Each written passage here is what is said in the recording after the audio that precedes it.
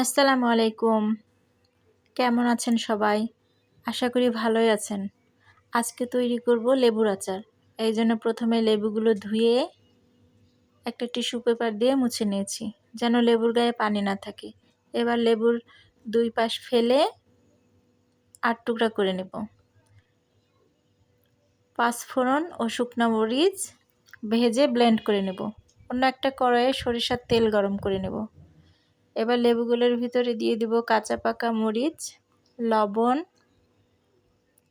আর গুঁড়ো করে রাখা পাঁচফোড়ন ও শুকনো মরিচের গুঁড়া। সবগুলো একত্রে ভালো করে মাখিয়ে নেব। মাখিয়ে বয়ামে তুলে নেব। এইদিকে আমাদের গরম করা সরিষার তেলটা ঠান্ডা হয়ে গেছে। তেলগুলো সব বয়ামে দিব। এই আচার বয়ামের মুখ খুলে কিছুদিন রোদে রাখবো, তাহলে খেতে বেশি ভালো লাগবে।